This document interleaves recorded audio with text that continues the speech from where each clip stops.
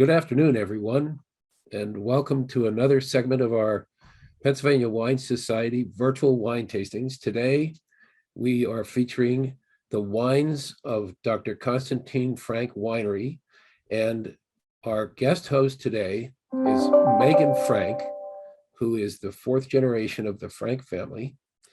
And I'm really excited. We've got three great wines from them. They've got many award-winning wines. And Meaghan, do you want to take over and tell us a little Sure, Marty.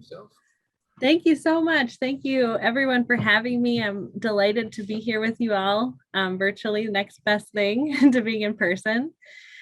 And I'm so pleased that you guys are all skipping the Steelers game to taste some wines with me. Maybe you have it on in the background, which is all good too. But anyway, so wonderful to be here with you all. So as Marty mentioned, my name is Meaghan Frank.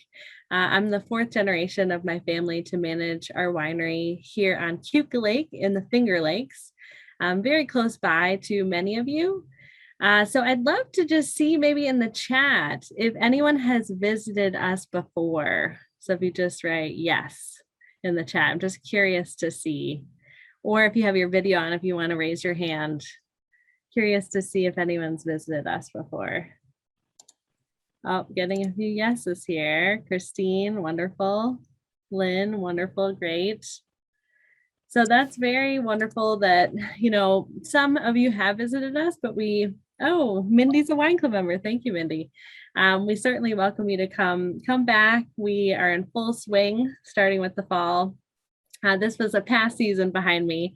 It's not quite yet leaf peeping season, but certainly will be in a few weeks. So I'm going to go ahead and share my screen. I have some fun history to share with you. Some, winemaking, production, things to talk about. And then, of course, we're going to taste the wines. So don't wait for me. If you're ready, feel free to start with the Brut, which is the first one we'll be tasting. But I will go through, cheers, Joe. I will go through the history and feel free to sip along. So I'm going to share my screen now.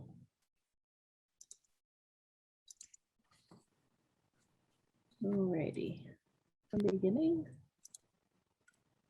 Okay, so the name of our winery was my great-grandfather's name, and I will go into his history and his story because he has a very interesting background. He actually wasn't a medical doctor, but earned a PhD in viticulture from the Polytechnic University of Odessa in Ukraine. So has an interesting background, and we really cherish his story and continue his legacy today at the winery. So this is our beautiful view. We're on the western side of Keuka Lake, and Marty has that beautiful view in his background as well, which is really great. So I'm going to play a short video. We're very lucky to have some reels from the 1970s that were uncovered a few years ago that we converted into a video. So this was done for our 55th anniversary. And we're just about to celebrate our 60th year next year. So we're doing another video. We're behind. But this is a really nice way to see Konstantin speaking, to hear the story, kind of immerse yourself in our spot here in the Finger Lakes. So I'm going to go ahead and play that. Marty, if you could give me a thumbs up to make sure we can hear it, that would be great. Yep. Thank you. Ladies and gentlemen, good grape variety are not good enough for Americans.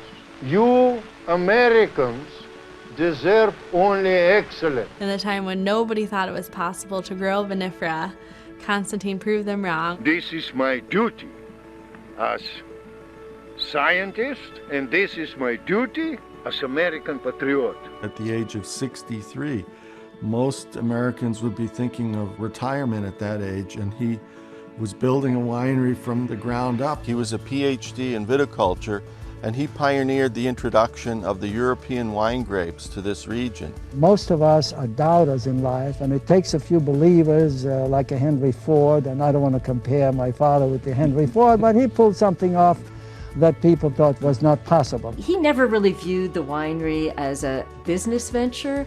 He viewed it as an experimental station and wanted to prove to the world that we could grow the classic vinifera European grapes. I have introduced these grapes here from Europe, only excellent. From Germany, Riesling and Gewürztraminer. From France, Pinot Gris, Pinot Chardonnay, Pinot Noir, Cabernet Sauvignon. From Russia, Rkatsiteli, Saperavi. Visitors have told me wonderful stories over the years, and it's very rewarding to now see sometimes second and third generations of families that perhaps father or grandfather met my grandfather. And so it's wonderful to see that sort of loyalty. And I think he'd be really pleased with the place that we're at right now. And it's a very exciting time. And it took a lot of hard work to get there, a lot of dedication. I think that's what makes Dr. Frank's winery special, is the fact that we've got 4 generations of family ownership. We have the luxury of dedicating ourselves as quality as our main goal. And we realize that, you know, in the wine business over the long term, quality is really critical. These wines are vigorous, are excellent. And this is future for America.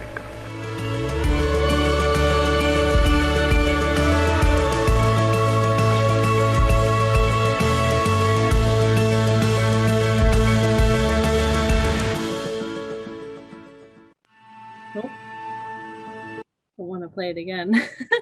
Wonderful. Yeah, so that's a fun way to, even it's wonderful for me to hear his voice and to hear him speak, because I unfortunately never met Konstantin. He passed away a few years before I was born. I did know his wife Eugenia very well because she passed on when I was a teenager, so she was way into her late 90s. And the second wine, which we'll try in a little bit, is an homage to her. So very, very nice. I hope everyone enjoys that one. But kind of diving into Konstantin's story, and then we'll taste the Brut. So as we heard in the video, and as I mentioned, he had earned a PhD in viticulture. But his story with wine and with plant science goes back when he was actually 6 years old. He became exposed to vineyards and plant science through his uncle. And his father had just sort of hobby vineyards in their backyard. He started tending to the vines at a very young age and made his first wine at the age of 15 and sort of set his path with plant science and viticulture. And that led him to the Polytechnic University of Odessa. And this was at a very tumultuous time, you know, during the Soviet era. And unfortunately, Konstantin and his family were on the wrong side of the Russian Revolution. So the property and the vines that Konstantin grew up, you know, tending to were actually confiscated after the revolution. They moved into a small apartment, but Konstantin continued to be really excited about viticulture and plant science. So went forth for his PhD, and he was actually tasked after he graduated with rejuvenating a very large estate called the Royal Trubetskoy Estate. And this was another sort of confiscated property in Odessa, a 2,000-acre estate. And it had been ravaged by this tiny little bug, which you've probably heard many times, called Phylloxera. So it has a really long name, but it's a tiny microscopic root louse. That's ironically, it's from North America, and with the advent of the steamship, made its way over to Europe, devastated vineyards throughout, you know, Bordeaux, Burgundy, Spain, Italy, all the way over to Eastern Europe. And this started in the mid 1800s. And scientists, it was actually a Frenchman and an American scientist that determined that if you grafted American rootstock with the European portion of the vine, basically like a puzzle piece, because Phylloxera is from North America, it's not interested in eating the American rootstock. So that was sort of commonly practiced in Europe during Konstantin's time, and it's something that he instituted in this very large estate in Odessa. and rejuvenated, this vineyard. So he had many different varieties planted. It was an experiment station. And 2 of those grapes he brought with him and introduced first in America are Cazzotelli and Separavi. And we're going to try their Cazzotelli in a little bit as well. But he had many different varieties, and he was really interested in the experimentation, the science of it. So this is actually a photo of Konstantin and his crew here. And basically, they were hilling up, which is a practice we do today in the Finger Lakes. It's something also Konstantin introduced, where after harvest, right before winter, there's a plow that goes through the vineyards and basically mounds up about a foot of soil to protect the graft union, which is the most vulnerable portion of the vine, for the very cold winters that we get in the Finger Lakes. And in some parts, in Eastern Europe, they would actually have to bury the entire vine. It was that cold. So Konstantin was used to this practice, and he introduced it to the Finger Lakes when he arrived in the 50s. So prior to Konstantin's development of this machinery, this practice was done by hand. So you can imagine 2,000 acres. It would take hundreds of people many weeks to literally pick up handfuls of soil and hill up. So he developed this plow that would, cut the time and also the staffing requirements substantially. So very much introducing new technologies, making operations more efficient. So basically, Konstantin's story, very tumultuous times through the Revolution, World War I, and then World War II was particularly challenging for the family because Konstantin and his family grew up in a German enclave. So they spoke German as their first language. And when the Germans invaded during World War II, they weren't really seen as German. They weren't really seen as Russian. So Konstantin was quoted as saying, they were people without a home. They weren't seen as German, weren't seen as Russian. And they were lucky enough to flee eventually to New York. So they arrived in Brooklyn, New York, of all places. Konstantin was 52 years old. He didn't speak a single word of English, but he had 6 other languages under his belt and had over 30 years of research and experiment experience in vineyards. So after a short stint of working as a dishwasher in New York City, he learned a bit of English and figured out that the closest location where they were planting vines and growing grapes was the Finger Lakes. So he boarded a bus, he had his degree in hand, and basically asked for a position at the Geneva Experiment Station, which is still our premier research institution in the Finger Lakes and on the East Coast. And they didn't have anything to fit his skills at the time, but they did give him a job hoeing blueberries. So he was happy with that, better than washing dishes, was the foot in the door. And that's where Konstantin realized, that the Finger Lakes, while it is a wine region, they didn't have the grapes that he was familiar with. There was the American varieties, Concord, Catawba, Niagara.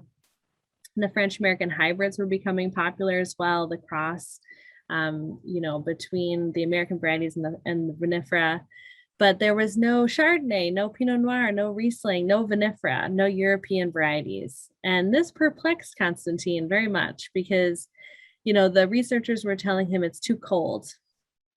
And he would say, in Odessa, your spit would freeze before it hit the ground. It was so cold in the winter, and the vinifera thrived. So the cold was not an excuse for why vinifera was not possible. And he had a theory, based on his experience, that it was due to phylloxera, and that this was just something nobody had really thought of grafting.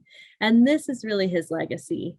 We have a photo of him hand grafting. Today we have machines that do this, but he would literally take a knife, a pocket knife, and carve out the graft himself. He was like an expert in it. And, when the day was done working in the vineyards, he would spend hours, with a lamp grafting.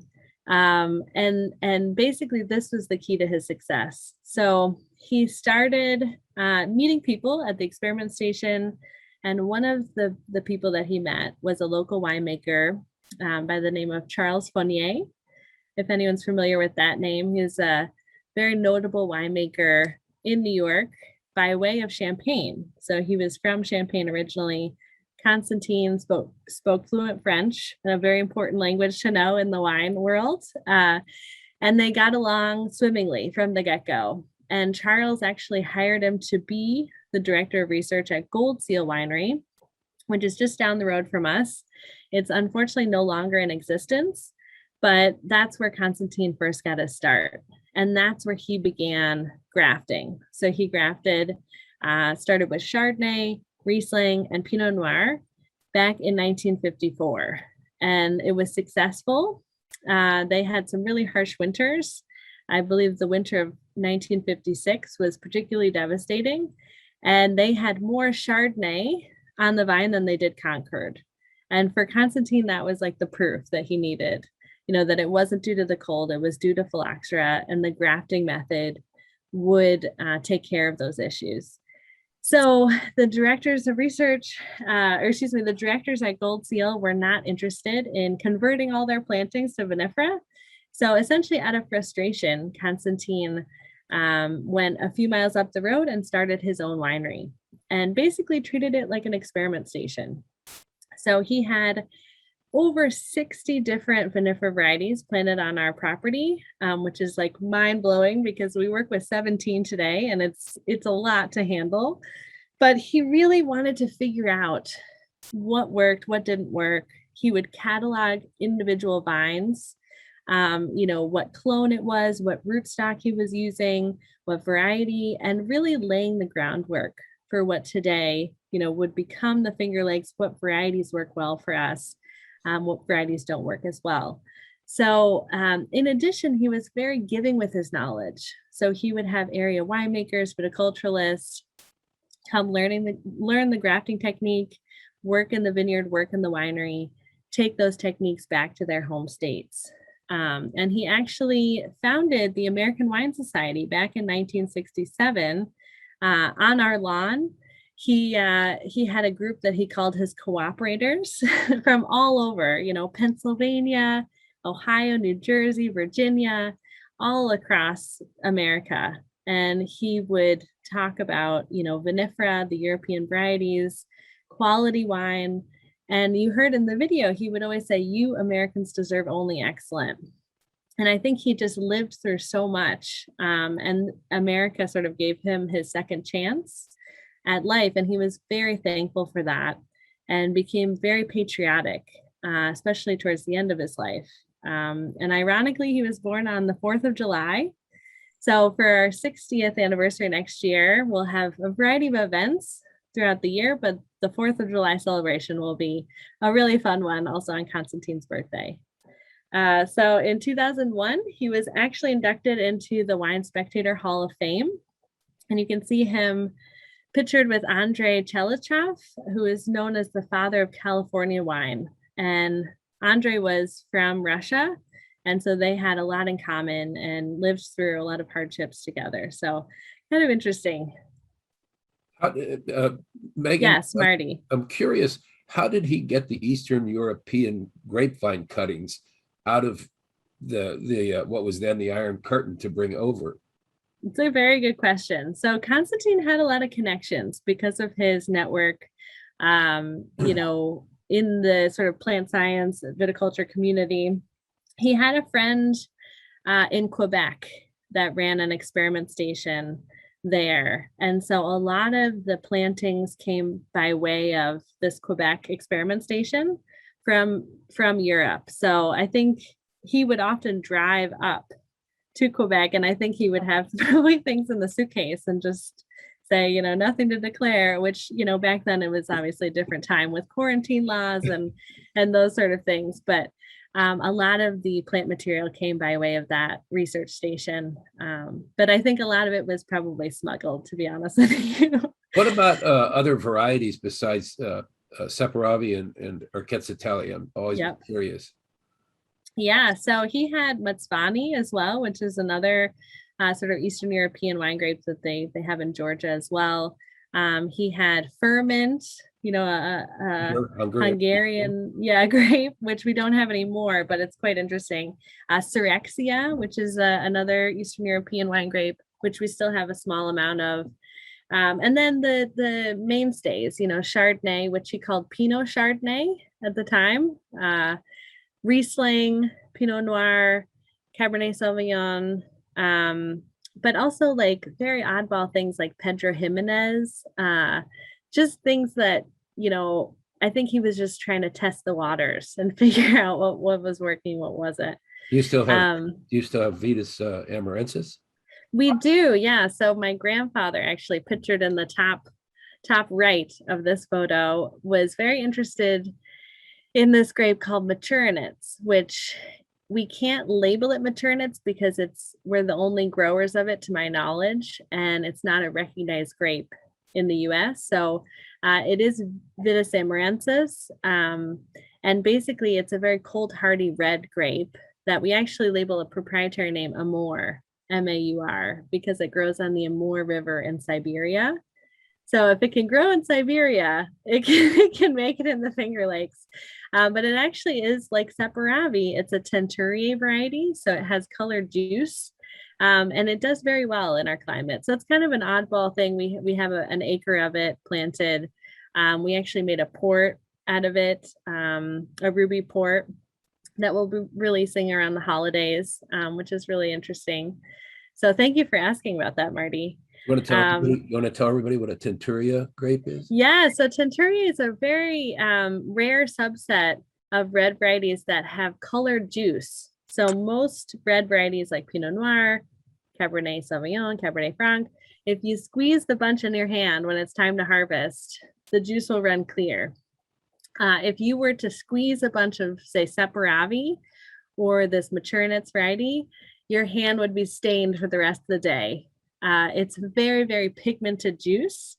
So there's no way you could make a white or a rosé from those varieties. And there's only a handful in the world. So it's super, super rare.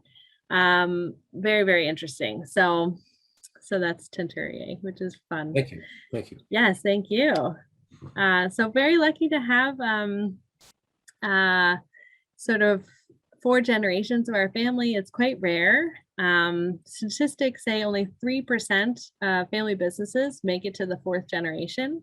So we feel very lucky to have continued on.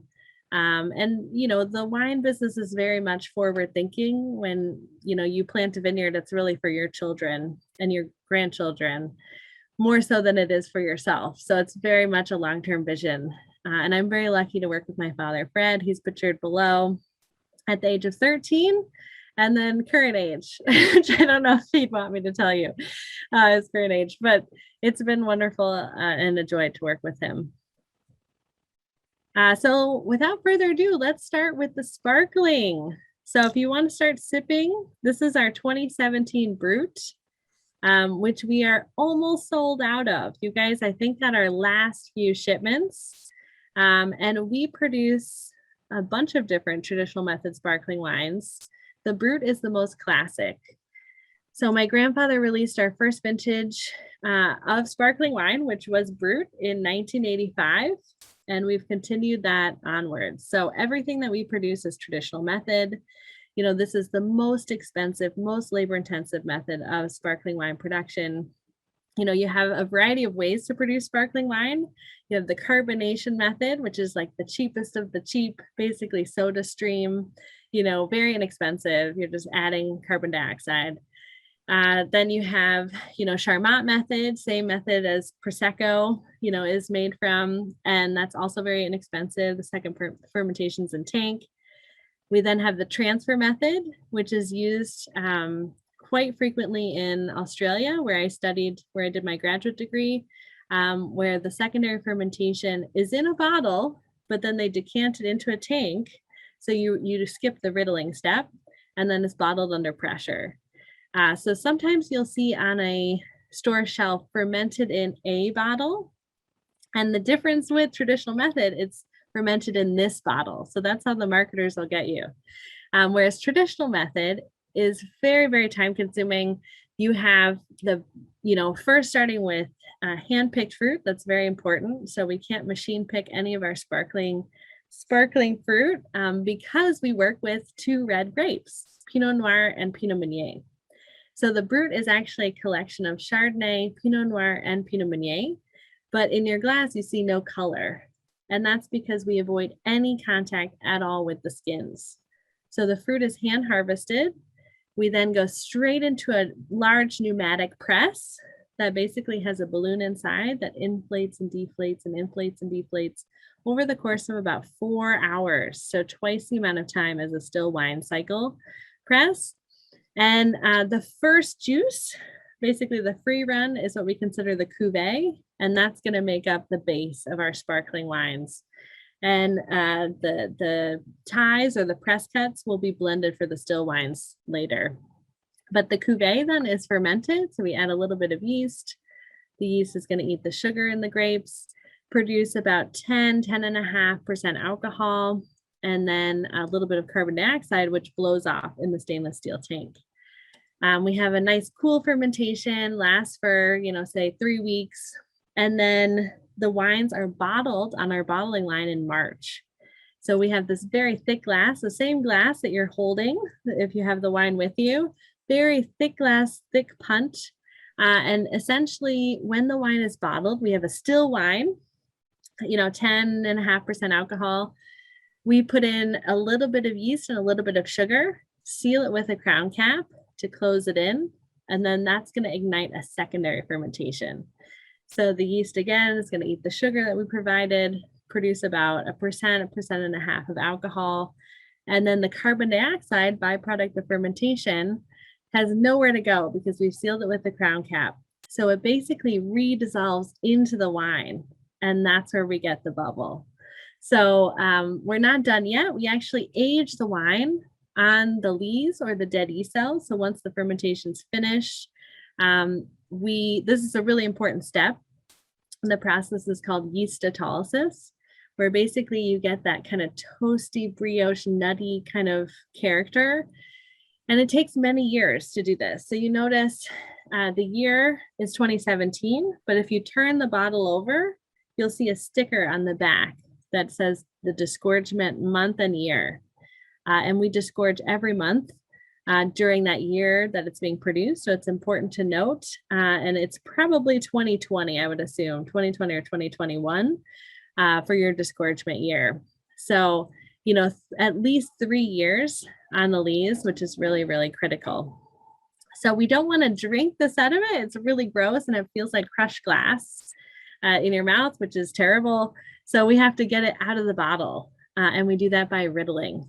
So you can see the A-frame riddling rack, step number 2 here. Once we have the sediment into the basically the neck, and basically with the riddling, the bottles are turned a quarter turn and kind of slammed into the racks twice a day for 2 weeks. And the yeast swings down like a pendulum into the neck. And then we can freeze the yeast plug, which is the 3rd step. We have a machine from Italy that basically has propylene glycol inside, gets down to negative 22 degrees Fahrenheit, and it just freezes the yeast plug. So then our sparkling winemaker disgorges it. Basically, we have a semi-automatic disgorger. Prior to 2013, Eric Bauman is our sparkling winemaker. He's been here. This is his 18th vintage with us. Prior to 2013, he hand disgorged every bottle. Wow. But this machine is from Champagne, so it's widely used in Champagne. It's much more efficient. We lose a lot less wine, and you can go a little quicker. So it's very positive. So basically what this machine does, removes the crown cap, the yeast plug shoots out, and the frozen yeast plug. We top it with the same wine, so we have an even fill level, and add a tiny bit of dosage. And the dosage changes every vintage, and we have to sit around at a table and debate furiously what the dosage is going to be for the next year, which is a very fun job. And essentially the dosage is going to add a little character. So we have a very dry, high acid base wine, So we add a younger sparkling or an older sparkling or a still wine occasionally. So it really depends on what the year brings us. And then once the dosage is added, the wines are corked, wire hood for safety, washed, and then labeled. So now you can fully appreciate, drinking the sparkling, because it's a lot of work. Yes. I want to point out too that this particular brut is a top 100 best buy in the world with a score of 92 points from Wine and Spirits magazine, and that was in August, just last month. Thank you, Marty. Yeah, so we're really sad because we just got that score. It's in the August issue, and then we're like down to the last like 30 cases. We're like, of course, right? It's like Murphy's Law. Well, thank you, Marty. Yeah, so we're sad to see it go, but I'm happy that you all were able to try it. And the area where our sparkling wine is produced is we have a sparkling cellar that's completely devoted to the traditional method process and the sparkling wines we produce. And we produce 7 different styles. And Marty and I were talking earlier on the call, and he and his girlfriend have done the 1886 food and wine experience, which is a really fun experience. When we're in our 6th year of offering that. And that experience actually is upstairs of our sparkling cellar. So you can see those white windows, this 1886. So we do host tours, through the sparkling facility. And it's called 1886 because the winery actually dates back to 1886, predates my family being there, but it was a German family that immigrated here. They were making wines from Concord. I was one of the first wineries in New York, called the Western New York Wine Company. Very literal name. And today we continue kind of that legacy of producing sparkling wines. So every year for the first fruit that comes in, Eric and I christen the press, which is a tradition my grandfather started, where, the Pinot Noir comes in, we do a toast with our team, we bless the vintage, and everyone's super excited. It's the first day of harvest. Everyone's well rested. It's an exciting time. So we haven't hit that time yet.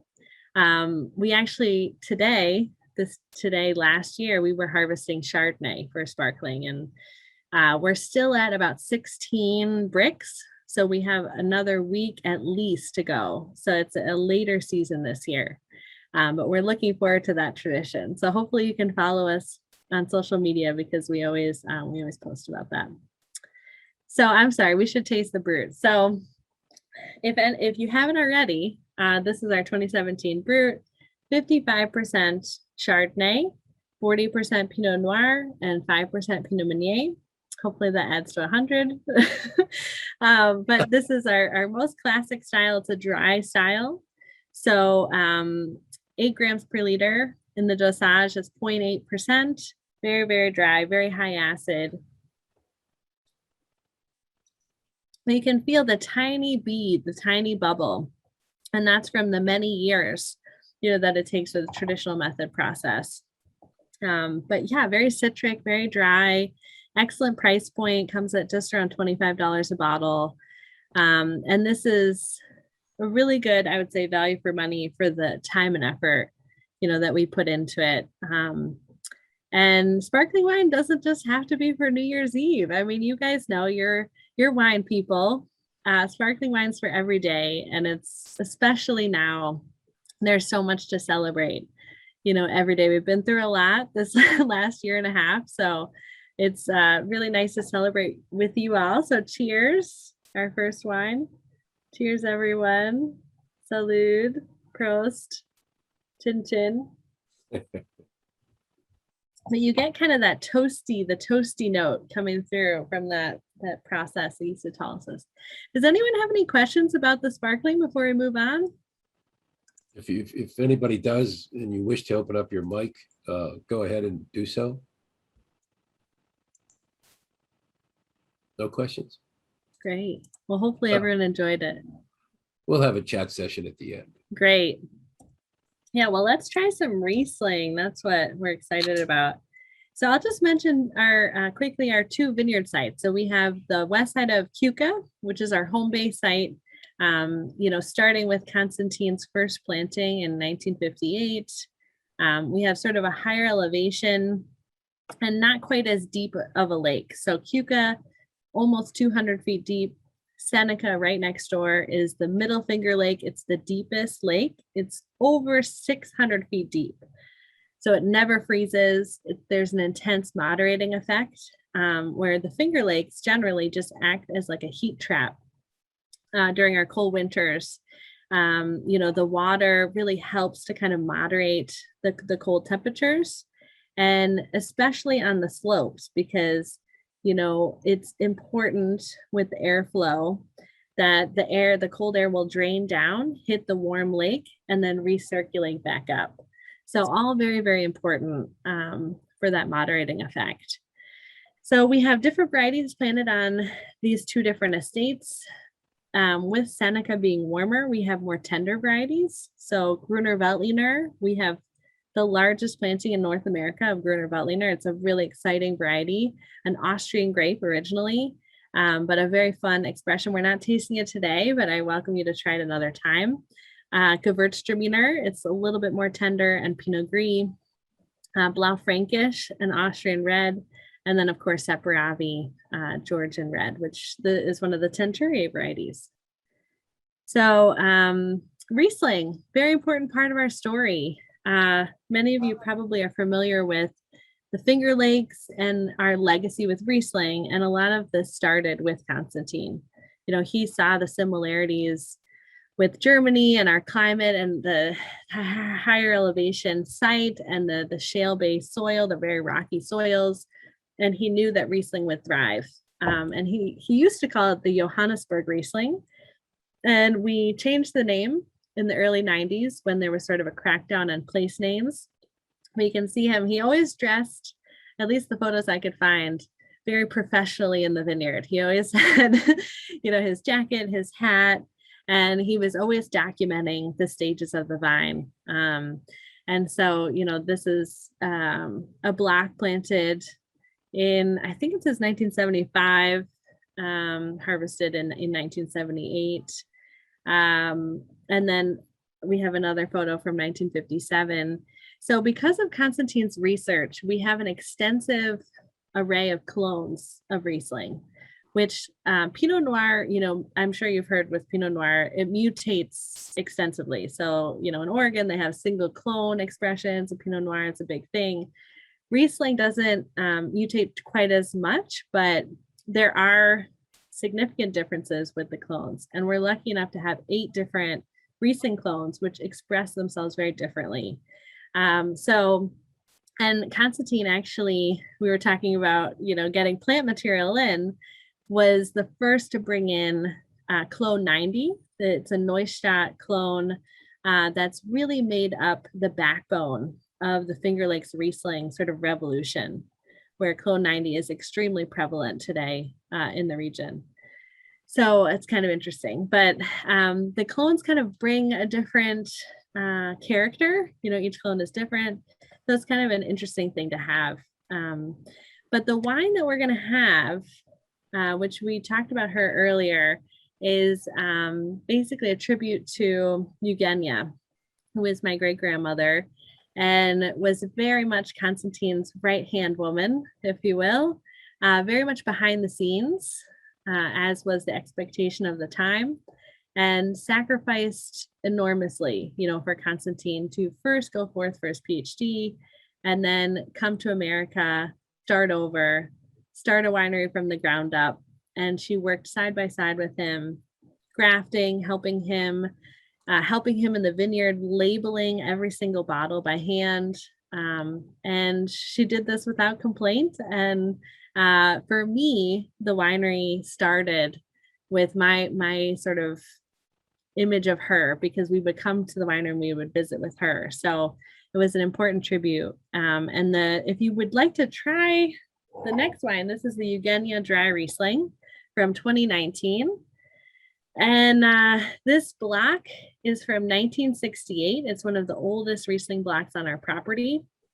So we have a brick building, which is now one of our tasting rooms, which was originally their home. So just outside the house, We have this old block of Riesling. And what would happen was we were fermenting a lot of the different blocks separately for years. And this block always showed very mineral focus because we have a really high content of shale in the soil there. And the idea came up, well, this is something special. How do we think about this? And Eugenia was a very natural sort of homage. And the saying, behind every great man, there is a great woman. So it's important to honor her. And so I hope you guys enjoy it. It's the driest Riesling that we produce. Super dry, high acid, mineral focus. It's meant to also exemplify kind of her personality. She lived through a lot. She sacrificed a great deal, and she kind of kept the family together. So she had a bit of a stern personality, as one would, with going through all of that. So this Eugenia, talking about scores, and Marty and I spoke about this, but we're thrilled that Robert Parker's Wine Advocate gave this wine a 94-point rating, which was the highest of his Finger Lakes report for that time, we're almost at the end. I keep saying that, but it's actually true. We're almost at the end of this vintage as well. We're going to be switching to the 2020, probably next month at some point, maybe at the end of the month. And yeah, it's an exciting wine. There were many years where Robert Parker, when he owned, the Wine Advocate, that he refused to review Finger Lakes wines. So to get a 94-point rating is like, okay, this is proof that, you should have been reviewing the wines. But I welcome everyone to try it, see what you think. It almost calls for food because it's so dry. There's almost like a salinity there, very citric, very dry, lots of grapefruit, stone fruits, really nice mineral focus. And I could use some oysters right now. am I picking up a hint of petrol? Yes, certainly, Marty. Yeah, absolutely. Yeah, so it's 2019, and the Rieslings will develop the TDN petrol kind of note later, so it takes a little bit of time. I mentioned I was in Australia for a few years, and the Clare Valley and Eden Valley Rieslings that are so famous from South Australia, it was almost right after release that they would show that character, that petrol character. And research is now showing that it depends on the amount of sunlight on the cluster. So in a cooler climate, it would display itself later. But certainly, yeah, it's starting to, which I actually love that character. And I hope you guys all do too, because it's an exciting progression of Riesling. And there is this unfortunate perception that Riesling is a white wine. It shouldn't be aged, but there couldn't be a statement more further than the truth. It's very, very ageable wine, and it's an important one to see the progression of. And it just depends what you like. If you like a fresher style, or if you like a more kind of tertiary age style, just depends. Does anyone have any questions about this Riesling? Anyone at all? I do have some photos from the 2019 vintage, which is what this wine's from. So we had bud break in early May. We start to have, the cluster form in June, and then we have flowering later in June. So that's very typical. And then usually we'll harvest the third week of October. That's pretty typical for this wine. So So you said that harvest is a little later this year, that it's perhaps not as warm as last year? That's right, Marty. Yeah, last year we had a drought. It was very, very hot and dry. We had more skin to juice ratio. The berries were smaller. So it was a very different harvest for us. This year we had a bit more rain. It's looking to be a good year, but I think what's going to happen is everything is going to need to come in at once. Whereas last year was very nice, kind of a slow progression, where we had sparkling first, we then had Chardonnay and Pinot Gris, the non-aromatic whites, if you will, and then slowly made our way to, say, Gewürztraminer, Pinot Noir, and then finally our Cazzotelli and Riesling, and then the reds, Cabernet Franc and Pinot Noir, Blanc Frankish. One of the things we should mention probably is the fact that you follow a regimen of sustainability practices, Sure. specifically the ones that are set forth by the Cornell Cooperative Extension.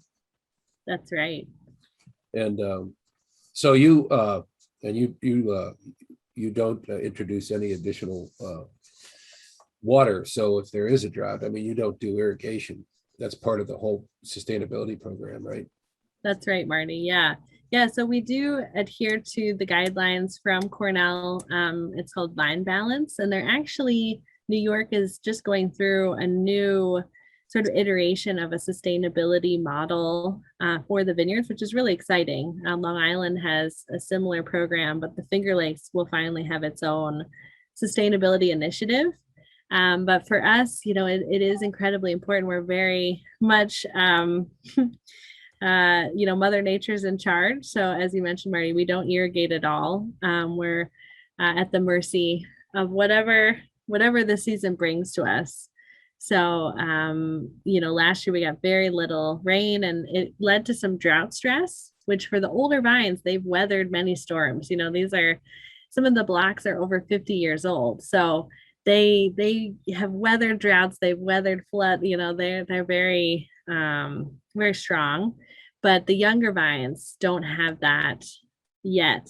So it is a challenge occasionally and we may see more of that in the future, which is, a challenge as our climate changes. Since we're speaking of vineyards, the website said that you purchased additional land in the southeast portion of Seneca that you were going to plant this year in 2021. Did you get around to that? We did, Marty. Yeah, thank you. Yes, so we have 30 additional acres that were purchased. We planted 5. We had Pinot Noir, Cab Franc, and Chardonnay planted just this spring. So that's pretty exciting. Oh, I see a grape cluster from Laura here. You guys want to tell us what that is? Yes, we'll tell you what this is, Meaghan. And your talk is really outstanding. You're an incredible woman and role model on the planet. So thank you for everything. Oh, that's so kind. Thank you. We're at our friend Sharon and Felicia's house. We live in Santa Fe, New Mexico. And this is just, what is it, a Thompson grape? It was a volunteer. It's a volunteer that landed in the yard. So these are just food grapes. It's not a wine grape, but they're excellent. Better than, yeah. I like it. It's in the spirit. It's in the spirit. I love that. That's so cool. Thank you. That's very neat. You'd be surprised how much Thompson seedless is in California wines. I love it. None here. None in our wine. That's funny. Thank you. Yeah, so this is just a photo of a few different examples of some of the clones we have on the property.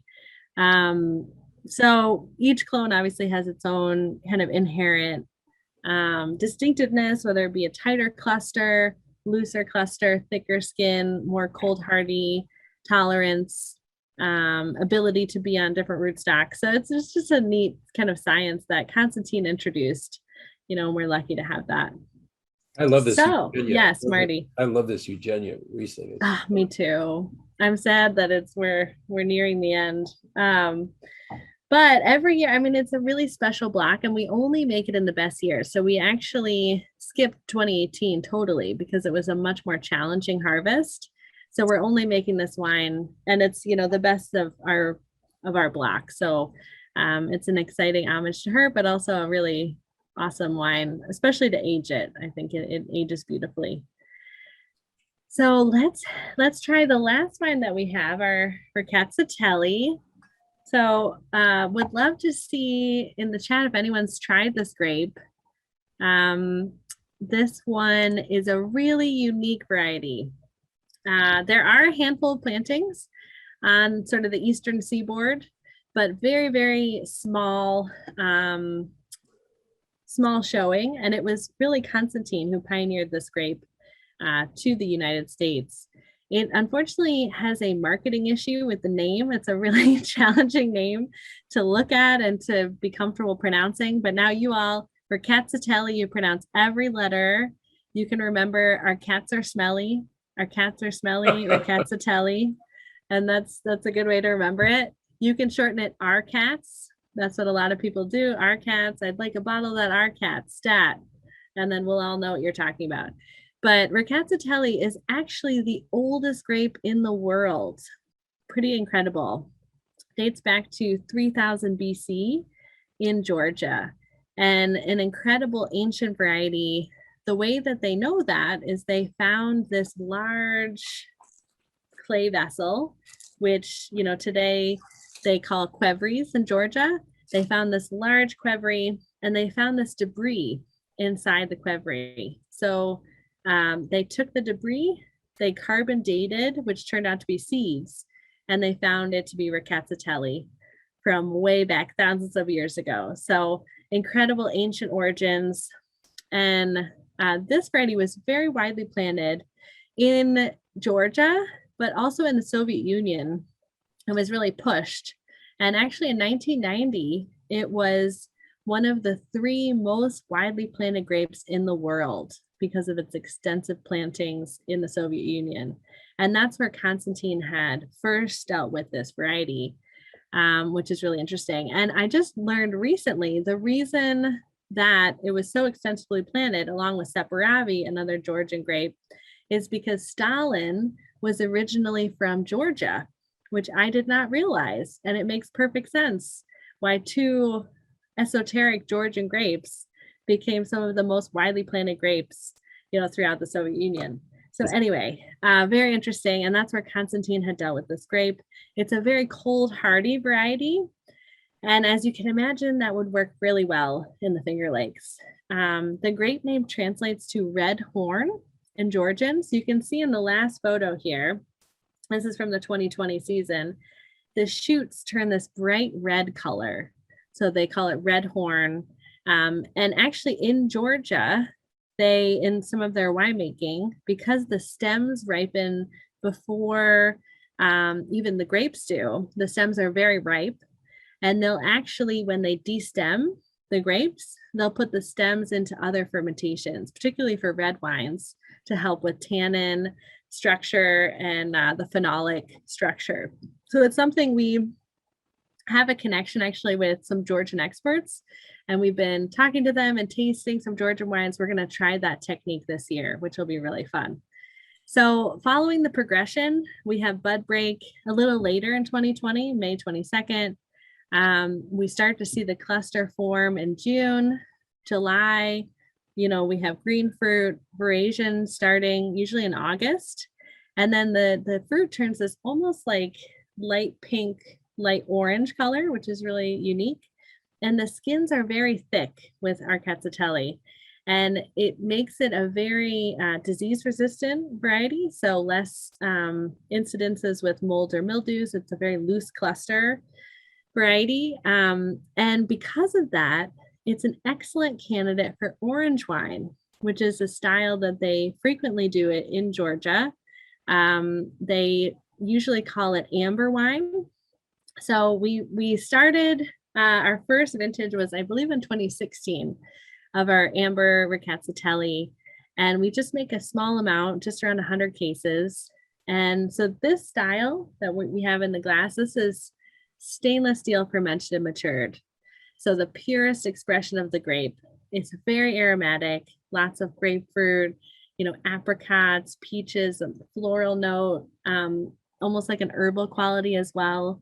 So a really nice aromatic, dry, high acid white, perfect for different foods, you know, anything spicy, anything exotic, Thai, Vietnamese, Indian. It's an excellent accompaniment because of that spice note and because of that nice bright acidity.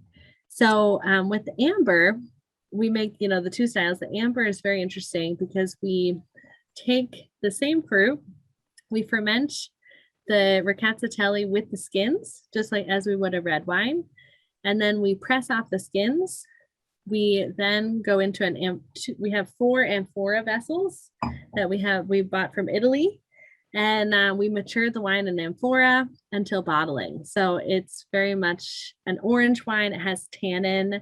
It has a lot of texture from the skin fermentation, but also the amphora, you know, maturation.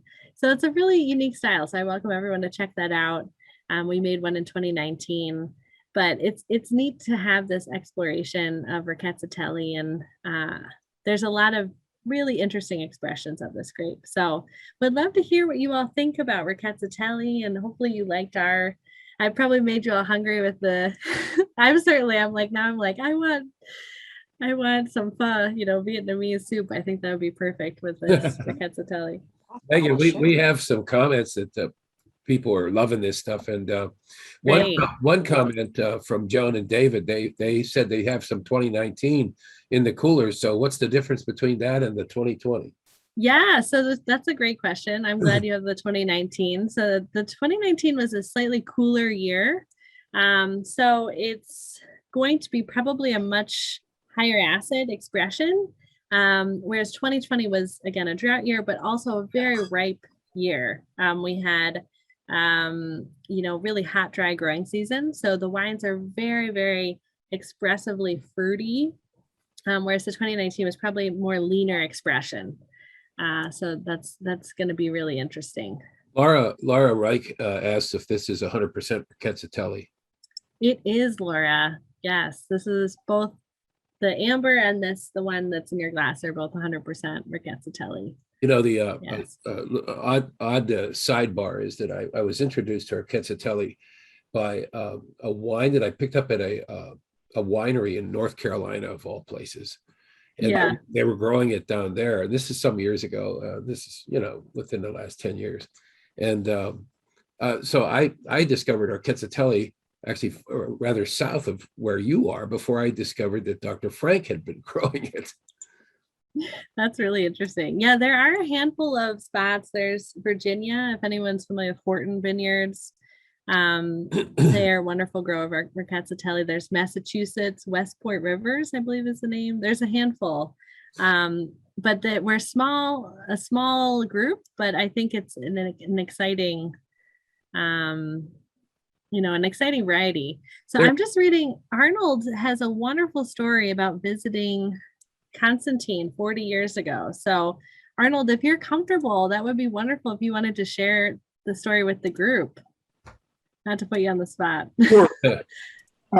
So I lived in Rochester at the time and spent many an afternoon on Cayuga Lake visiting wineries. I had my family with my young children at a kind of a cottage colony. And I was very determined to meet Dr. Frank. Again, this was 40 years ago. I drove up that hill a few times. And on, I want to say my third or fourth try, he was there and it was like a pergola. And I knocked on the door to that pergola and introduced myself. I had been very active in the Rochester Les Amis du Vin chapter. And by the time I got done telling him who I was, because he was asking me all kinds of questions, what I did for a living and so on and so forth, I was invited in. I sat down. We looked at journals together. He had journals in a variety of languages that he was reading.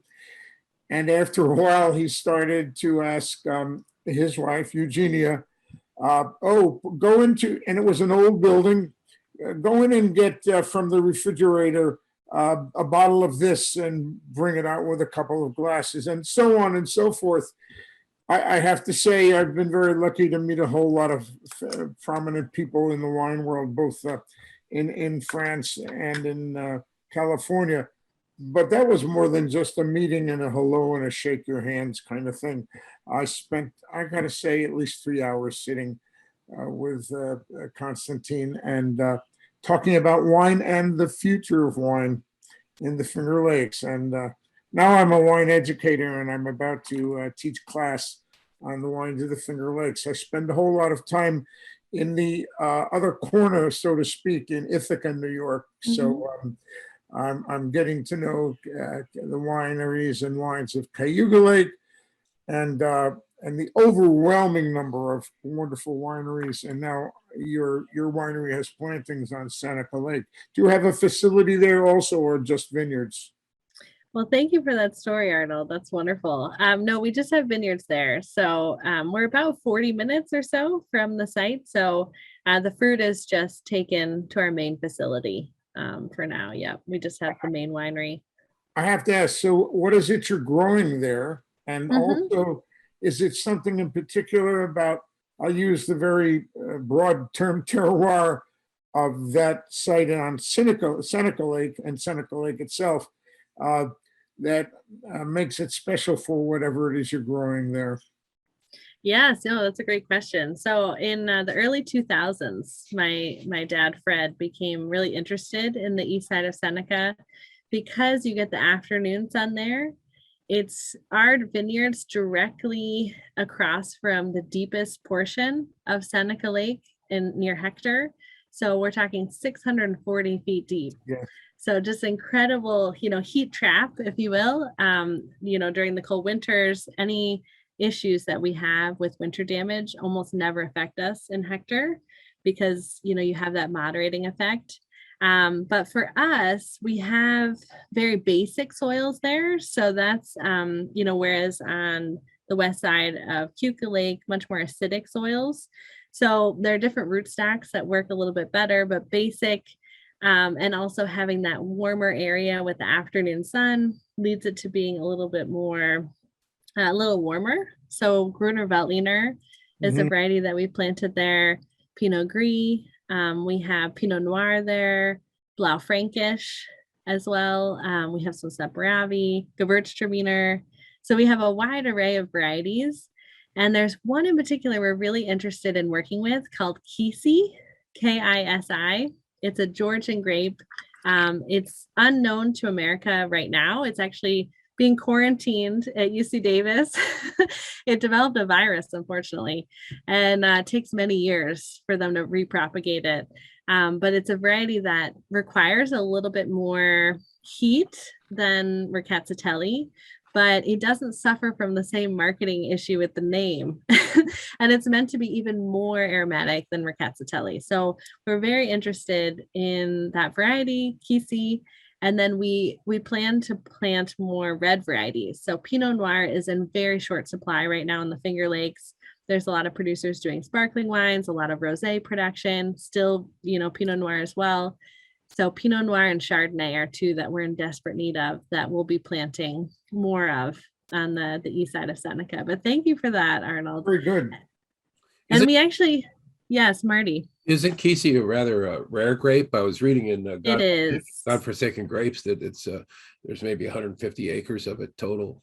It's very, very rare. Yes. And that's a great book, Godforsaken Grapes. Jason Wilson is a good friend and a wonderful advocate of esoteric wine varieties. But yeah, so Kisi is very rare, but I think it has a lot of potential. So we're looking into it. We've tasted some Georgian examples, but we do have our neighbor, Paul Hobbs, has a project on the east side of Seneca called Hillock and Hobbs. And this is the first time we've seen a big name outside investor come in and actually purchase land to, start vineyards and start a program. So I think that we'll be seeing more and more of that as time goes on.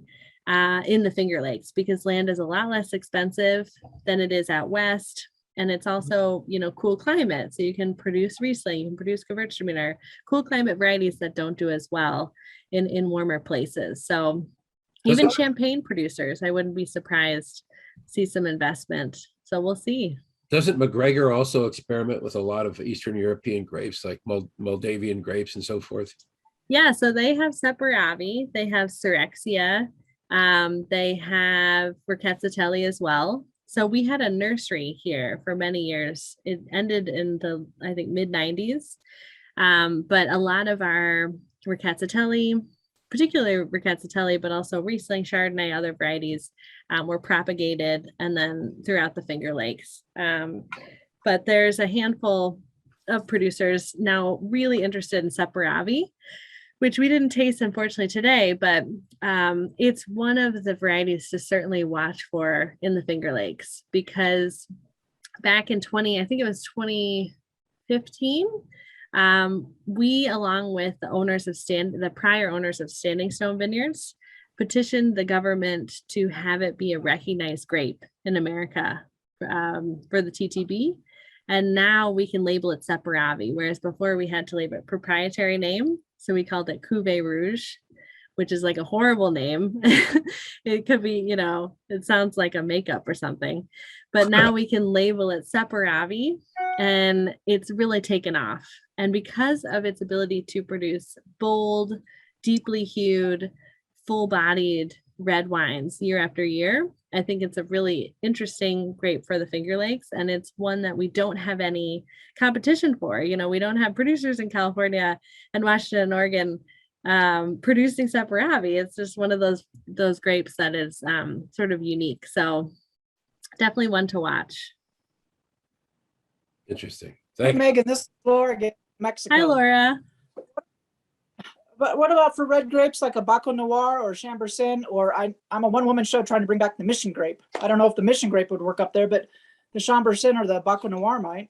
Sure. Yeah, there are certainly producers that are working with Baco Noir in particular. There are neighbors, actually, Bully Hill down the road. I'm friendly with one of the sons, Walter Taylor's son, Stephen Taylor, and they produce a very nice Baco Noir. For us, we're 100% vinifera just because of what Konstantin laid out, in his research.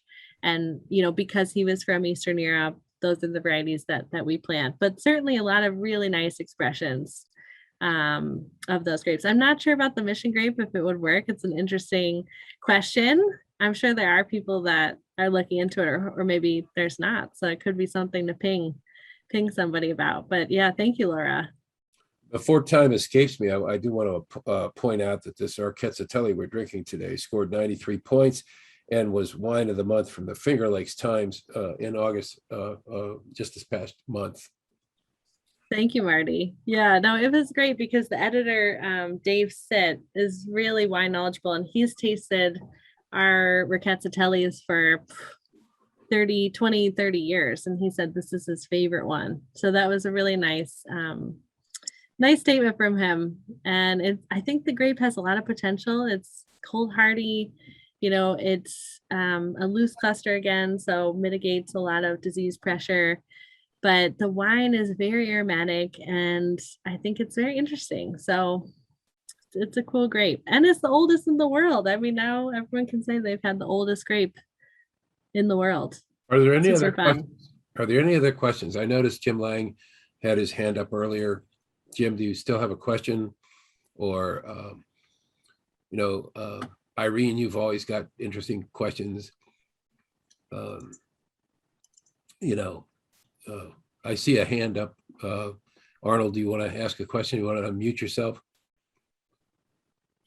So I know that you have degrees both in oenology and in marketing, time in Adelaide, if I'm not mistaken. Do you ever find that what you learned in both programs and each programs ever comes into conflict with each other? That is to say, marketing, the wine drinkers market and so on and so forth, versus what might be best in terms of the terroir and well, in fact, your family history. Any conflicts there sometimes? That's a very interesting question, Arnold. Yeah, I think that it's interesting in talking to winemakers and, going to tastings. And wine, as you all know, is very much like an art. It's a science as well, but it's very much an art. It's a craft. People are very passionate about what they're doing. But at the end of the day, if this is your livelihood, you're going to want to sell that bottle of wine. So I think that there has to be an understanding of the market. There has to be both sides of like, I am super passionate about this variety. This is the perfect site. And then this is how I'm going to sell it. So that was like a really interesting point for me to have the wine business side, because it's an unfortunate side effect of having so much passion and having so much drive that sometimes thinking about, I would love to drink this wine every day, but is there anyone else, who's going to buy it? So I really am I'm happy to have that understanding of it. And I think, I definitely encourage sometimes, younger people who are coming into the wine, industry, who are winemakers, or maybe they're marketers. They ask, well, what can you tell me? Like, what have you learned? And of course, I have so much more to learn. But a big lesson for me was early on when I was first working for the winery is getting out into the market, trying to sell wine, because it's really hard. There's, 10,000, wineries just in America alone. It's an incredibly competitive marketplace. So how are you different? What can you offer, value for money? All of that is always in the back of my mind. And I think the more understanding that you have that it's so competitive, that's a really important part to kind of stay ahead. Sometimes in the Finger Lakes, we're a small region and we get into this bubble of oh, you're the best, we're the best, we're producing amazing Riesling. But we have to look to, other regions in the world, and Alsace and Austria and the Mosel, the German Riesling. We have to compare ourselves with everybody. So I think having that understanding of the world of wine, and that we have to continue to be competitive is really crucial. So I'm not sure if that answered your question, but it's something I think about a lot, because we don't have the luxury of just producing whatever we want. We have to think about, is it long-term? Is it a long-term, variety, and not going by the trends only either. So, but yeah, thank you. Meaghan, is there anybody else in the United States using amphoras to make wine? Yeah, so a few of our neighbors in the Finger Lakes are looking at it. Buttonwood Grove is a small winery on Cayuga. Maybe Arnold, you're familiar with them. Lovely people, Dave and Melissa Pittard. They have a few amphoras. I know that because we we are the collective drop-off spot, and then wineries will take them, from here. But there's a lot of experimentation with amphoras, and we actually did a Gewürztraminer, amphora fermented Gewürz, which was really cool this past year. And it's extremely textural. We just sold out, unfortunately, but it was the winter solstice Gewürz. So really fun expression. But the reason why amphoras are super cool is because they're not introducing any any flavor characteristics, overtly oak wood. It just has a little bit. It's a slightly porous material, so you get a tiny bit of micro oxygenation effect, which gives a little bit of texture. So it's a super ancient method, but it's definitely coming back. What's old is new. And that's a really interesting thing, that we actually were getting a large concrete egg this year. And what's cool is it has cooling inside.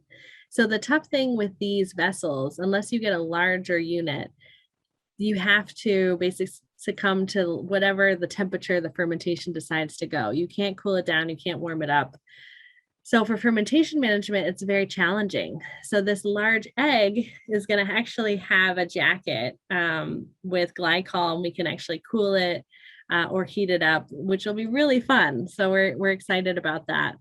And we're looking to potentially use Chardonnay or Pinot Gris. We're probably be a game time decision to see what we're going to do. But another fun thing we've been talking about, which it's going to have to depend on the season, but we want to release a few 60th anniversary wines. And with Konstantin, he was very passionate about Ricatzetelli, but also about Riesling. So he would actually interplant Ricatzetelli in the Riesling block, because he felt that Ricatzetelli brought a floral character and some extra acidity, as if Riesling needed acidity. So it's a fun field blend that we're going to explore this year, kind of an homage to what he used to do, back in the 60s. So look forward to that. Hopefully we'll actually be able to make it happen. It just depends on if Ricatzetelli and Riesling come in at the same time. So some fun. We're continuing to experiment. It's always something new and different. Okay, Meaghan, some other comments and questions here. Cindy Shingler, she comments. Tonight's presentation offers so much in marketing of your wine in this region. I have not had the opportunity to visit your region, but will totally enjoy these 3 wines, planning on ordering more. And by the way, can she order more yet? Can she still squeak in and get the discount for? Oh, yeah, Okay. absolutely. So there you are, Yeah. Cindy, and the rest of you. You can still get the discount if you order Yes. more wine. Mhm. And Mindy Inners also asks. She said, please speak about the other woman named wines that you feature. I find it very interesting that you are showcasing your female ancestors. We love the Hilda. Wonderful. Thank you, Mindy. Yeah, I also love the Hilda. So it's part of our Helm series. So it's 4 wines, and they spell, so helm meaning kind of like steering the ship, if you will, at the helm. So we have Hilda, Eugenia, Lena, and Margaret. So Konstantin's 2 daughters, his wife, and his daughter-in-law. And they were all very special people in the introduction of the winery for me, and they all highlight specific blocks on our property and also tell their story. So Hilda was my great aunt, one of Konstantin's daughters, the first bookkeeper at the winery, and her wine comes from a single block of Chardonnay from 1979, and it was started actually in her husband's retirement. Walter Volz was our original vineyard manager, and he started that block. He just couldn't think of, what to do after he retired. So he started another vineyard just adjacent to our farm. And their son, Eric Volz, who's my father's cousin, is our current vineyard manager. So it's, he's been at the winery for over 45 years. So it's an incredible legacy on that side. And Hilda is this single block of Chardonnay. We handpick just 6 barrels that are the best from this block. And we just released the 2020 vintage. It's really exciting. We actually used some acacia barrels, which is really provides like a nice floral note, French acacia barrels. So, but again, an interesting Chardonnay barrel selection. And then of course we tasted Eugenia tonight. We have another single vineyard Riesling called Margaret, who is my grandmother. And it comes from the east side of Seneca site, which Arnold was mentioning, the warmest part, of the Finger Lakes, one of the warmest sites. So it's a much sunnier expression, more kind of fruit forward, a little more tropical, dry still, but excuse me, it embodies her personality. And then we have Lena, who was my great aunt. So it's a barrel selection of one of the best red varieties that we produce. Excuse me. So we have Pinot Noir, we have Blaufränkisch, Merlot, Separavi, Cabernet Franc, Cabernet Sauvignon. Excuse me, I have a bug in my throat here. Wine will fix that. Yes, exactly. So, excuse me, a really wonderful red selection there. So that's the Helm series. Okay, couple more comments.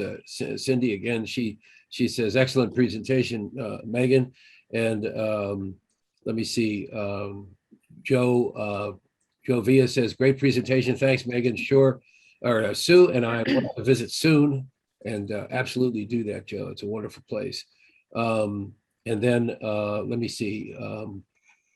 Jim Lang said I enjoyed this presentation. Thanks to Meaghan and Marty.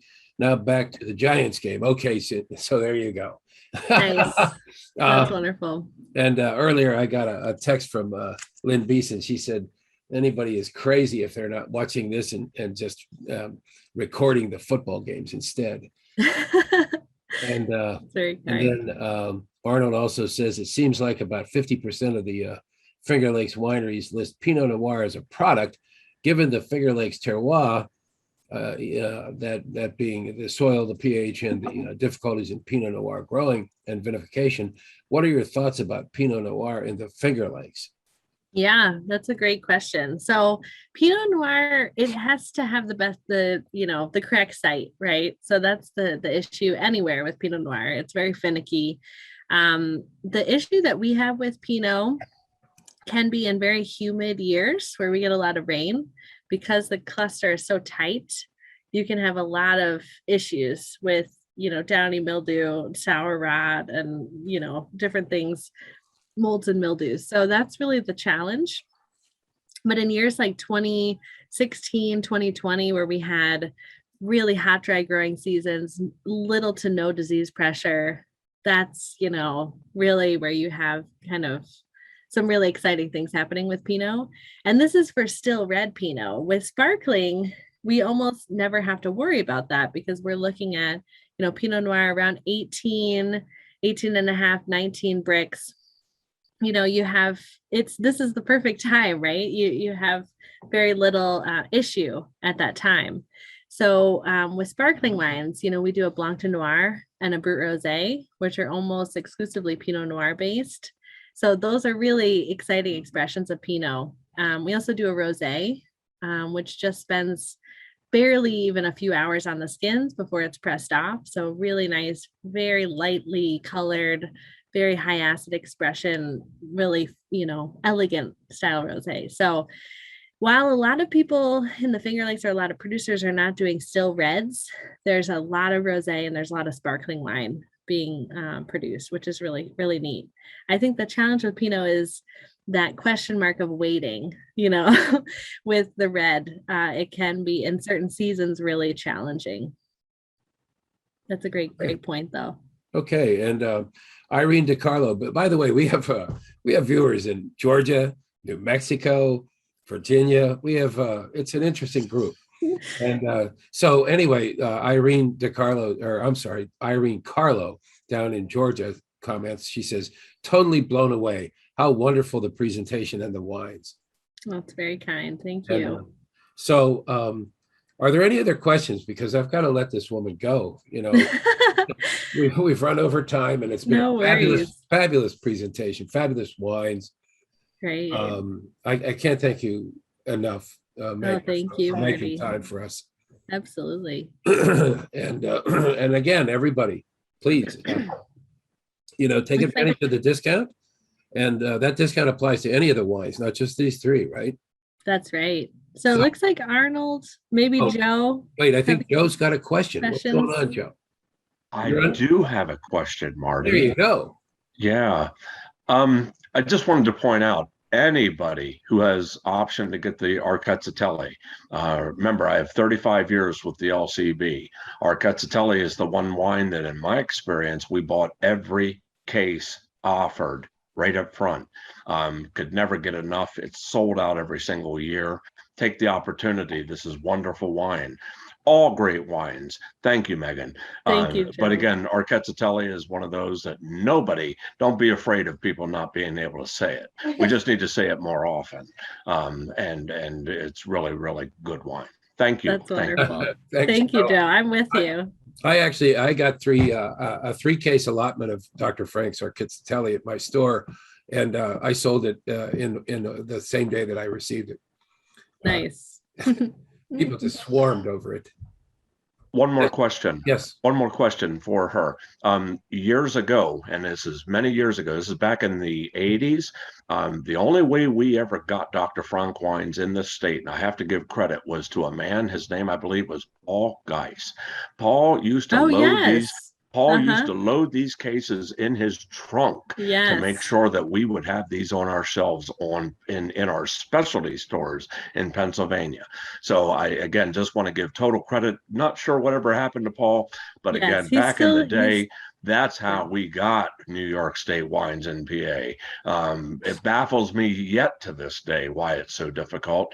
And thank you for your shipping method. Thank goodness we're in a different world today, because I can actually get the wine here. So again, thank you. Thank you. Thank you very much, Joe. Yeah, Paul's still doing well. He was a good friend of my grandfather's. And now his daughter, Suzanne, runs the Village Tavern in Hammondsport, which is a wonderful restaurant. If anyone visits Hammondsport, I thought Paul that was his place then, right? That's right. Yeah. Yeah. Mm-hmm. Yeah. So it's really nice. It's a fantastic restaurant, and they have our wines, a collection of our wines going back to the 80s that you can still purchase and explore. And there was actually Shows how old someone. I am. It's really neat. They have almost a better library than we do, and customers can go and enjoy these aged wines, and it's really interesting. So thank you, Joe. That's really neat. Sure. All right, I do have one other question from Lynn Beeson. She said, how does the amber Orchizzatelli compare to the one we're drinking today? Yes, absolutely. That's a great question. So the amber is one that I maybe wouldn't think to have on its own. It's definitely calls for food. If you think about it, almost like a red wine, it has some tannin from the skin fermentation. We are actually doing an exploration with black glasses. I just bought some black glasses off Amazon, and there's all these studies with perception and color that when you see a red wine and you see the red color, you see a white wine and a white color, you associate different flavors and aromas to the white wine and the red wine inherently without even smelling it. So when you put the amber Orchizzatelli in a black glass, it's really hard to think about it because it has tannin, perceptible tannin, as you would expect a red wine to have. So that's a really cool thing to explore. If you have any black glasses at home. But anyway, and to answer your question, it has a little bit of that kind of phenolic note that you would expect from the fermentation on the skins. But I know it's called amber and it's an orange wine, but I get like orange blossom and some apricot, and it's very dry, very high acid. So it's a really beautiful expression.